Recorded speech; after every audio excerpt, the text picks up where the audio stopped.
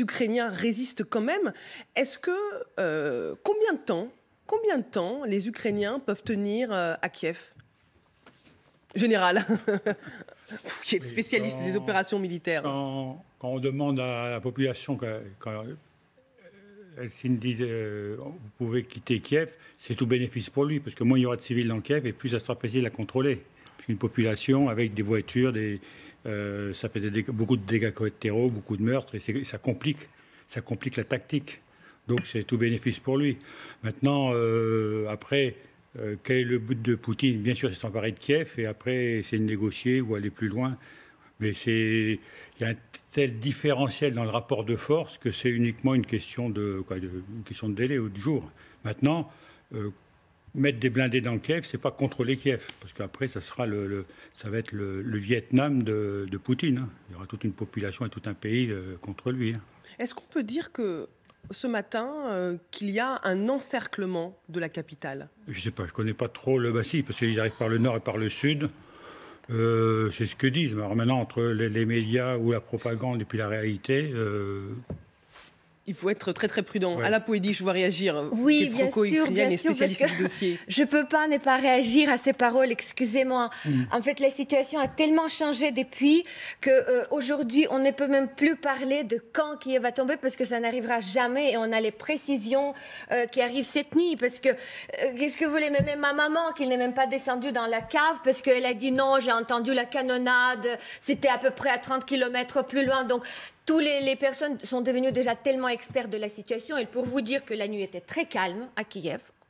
Donc, les magasins ouvrent aujourd'hui. Il y a un vrai safari sur ceux qui se sont aventurés dans la ville pour soi-disant prendre le contrôle de quelque chose. Il n'y a aucune percée, aucun encerclement. Parce que déjà, du point de vue militaire, il est absolument impossible d'encercler Kiev. Pour cela, il faudra plusieurs fois plus de force qu'il y a sur le terrain, mais même dans les environs. Et aussi, Kiev, quand même, il est sur une sorte de plaine. C'est impossible, techniquement, tactiquement, c'est absolument impossible. Donc, Kiev est hors danger aujourd'hui. Bon, dans cette situation, on ne peut pas dire hors danger, parce qu'on ne sait pas d'où ça va venir. Hier, il nous a parlé de l'arme de dissuasion. Donc, aujourd'hui... Nous avons la première nuit calme, le métro commence à remarcher, les gens reprennent un peu plus de force, la vie revient un tout petit peu de ce que c'était avant. Mais voilà, il faut oublier les mots du genre, voilà, encerclement, excusez-moi. Mais c'est pour ça que je vous pose la question pour qu'on comprenne où on en est ce matin, parce que évidemment c'est une guerre de tranchées, c'est une guerre aussi de communication. C'est pas encore la guerre de tranchées, permettez-moi, oui. Parce que quand la guerre de tranchées va arriver, ça va être la fin de l'armée de Poutine, parce que c'est là où les armées comme l'armée russe vont perdre. Parce que la guerre de tranchées, c'est justement peut-être ceux qui ils craignent le plus, et c'est pour ça qu'ils ne peuvent pas rentrer en ville, ils ne s'aventurent pas, et même quand on voit les convois d'il y a quelques jours, ça ne correspond plus à rien, parce qu'il n'y a plus ce convoi. Bien évidemment, ils sont concentrés quelque part, mais il faut savoir aussi, vous savez, je vais quand même finir cette pensée. En France, depuis quelques jours, j'écoute attentivement les analystes, les spécialistes. Bien évidemment, chacun étudie sa question. Merci. Mais on fantasme, merci, oui. On fantasme beaucoup sur la puissance russe. On fantasme beaucoup sur la puissance de l'armée russe. Vous savez, quand vous voyez les vidéos qu'on reçoit du terrain, c'est pas les vidéos propagande, c'est les vidéos des paysans, des gens comme ça du coin.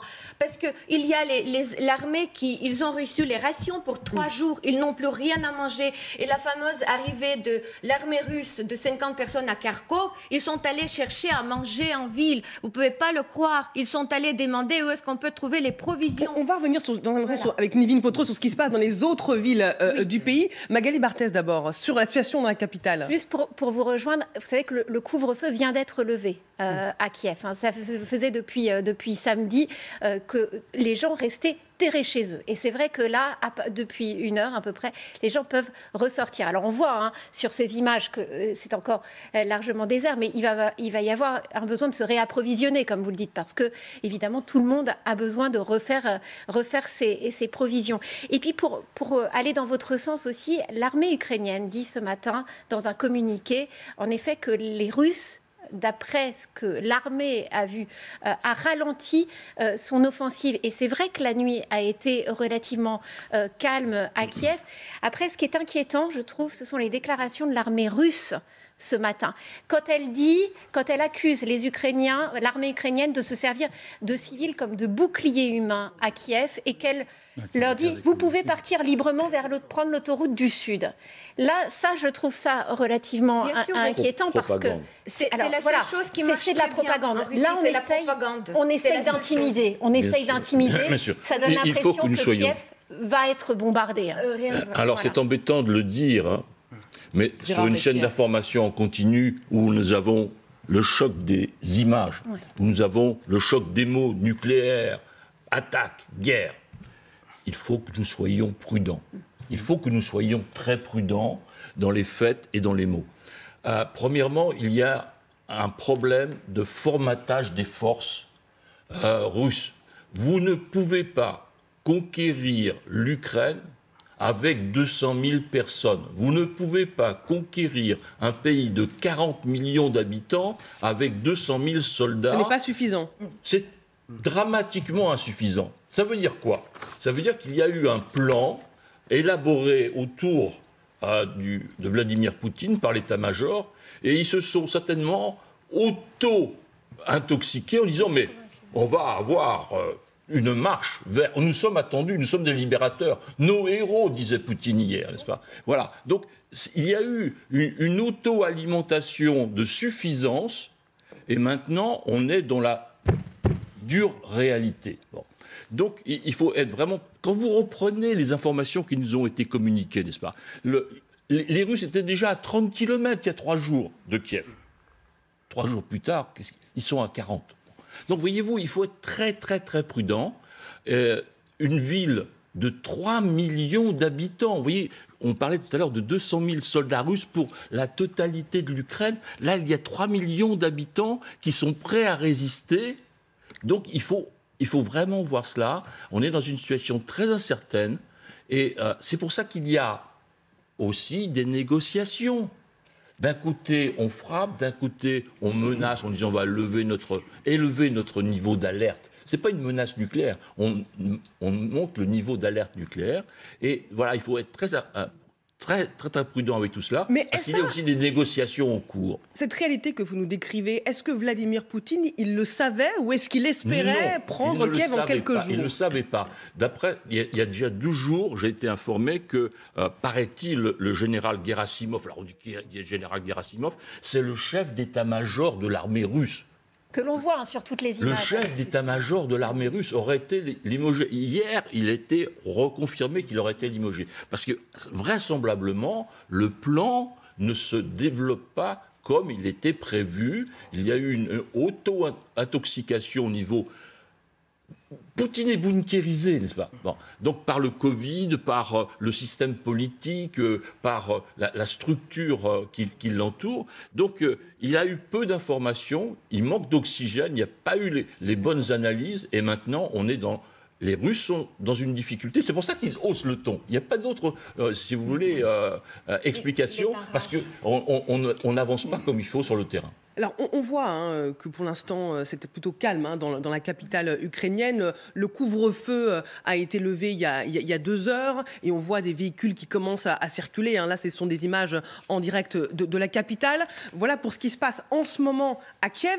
Mais où en est-on, Nivine, dans les autres villes du pays qui sont également visées par l'armée russe? Alors effectivement, on l'a dit, relativement calme cette nuit à Kiev. Il y a quand même eu 3 tirs de missiles. Comparé effectivement aux nuits précédentes, c'est un peu moins nombreux. Il y a également eu des bombardements à Kharkiv, qui est donc la 2e ville du pays. Vous le voyez, elle est donc située à l'est de l'Ukraine, de la capitale, près du Donbass. Alors effectivement, des bombardements cette nuit. Des chars russes auraient vraisemblablement réussi à atteindre la ville, mais ils auraient été repoussés par l'armée ukrainienne. Pour l'instant, la situation n'est pas forcément très claire dans cette 2e ville du pays, mais on sait que cette nuit, eh bien, ça a été tendu. La ville portuaire de Berdiansk, qui est donc située au sud du Donbass. En revanche, elle est tombée aux mains russes. C'est ce qu'on a appris effectivement cette nuit. Des Russes qui occuperaient les bâtiments administratifs de la ville ont évidemment le point. Cette ville, elle est stratégique. Vous le voyez, elle est donc au sud du pays, entre le Donbass et la Crimée. Et puis les Russes, de leur côté, continuent à répéter qu'ils encerclent la ville de Kherson. C'est une ville qui compte quasiment 300 000 habitants. Cette ville qui pourrait donc peut-être tomber, car pour l'instant, effectivement, les Russes sont tassés tout autour de la ville. Voilà pour les dernières avancées des troupes russes et ukrainiennes dans les toutes dernières heures. Et dans cette guerre, Nivine, évidemment, les civils sont toujours en première ligne. Et il y a des milliers d'Ukrainiens qui sont toujours bloqués à Kiev et Kharkiv. Alors effectivement, l'armée russe affirme ce matin que les civils peuvent quitter librement la capitale s'ils le souhaitent, emprunter la route du sud. Mais pour l'instant, eh bien, beaucoup d'Ukrainiens restent chez eux. Ils essayent de se protéger comme ils peuvent. Et donc cette nuit, il y a eu des bombardements à Kharkiv, qui est donc la deuxième ville du pays. Et il y a notamment cette photo qui a été partagée par notre consoeur du Monde sur les réseaux sociaux. On y voit un petit garçon qui est abrité dans le sous-sol de sa maison avec ses parents, sa mère qui explique bien, que des bombardements ont frappé le quartier alentour et que ce petit garçon a appris depuis quelques jours plusieurs mots, le mot guerre, le mot bombardement, le mot sirène. Il y a des enfants qui sont encore dans ces maisons. Il y a également des personnes âgées qui sont toujours bloquées donc, dans cette deuxième ville du pays. Il y a notamment cette photo d'une femme de 87 ans, toujours partagée par notre consoeur du Monde. Sa fille explique qu'elle prie pour la fin des bombardements, puisque au-dessus de leur tête, c'est visiblement des bruits assourdissants continuellement, des civils qui se terrent, d'autres qui sont prêts à tout pour défendre leur pays. On a notamment vu cette vidéo très partagée sur les chaînes Telegram, où un homme, vous le voyez, main nue, essaye d'enlever une mine qui est située sur la rue. Il prend cette mine avec une cigarette au bec, c'est pas forcément très raisonnable, et il l'éloigne un peu. Il l'éloigne un petit peu de la route. Ça, c'est juste à côté du port de Berdiansk, visiblement, je vais y arriver. Berdiansk, merci Magali, un port qui a donc été pris par les Russes cette nuit. C'est l'une des dernières avancées russes. Cette image, elle est comme incroyable, celle que vous nous montrez à l'instant, Nivine, et elle montre la force, la résistance, la détermination des Ukrainiens. Et je pense que Vladimir Poutine ne s'y attendait pas.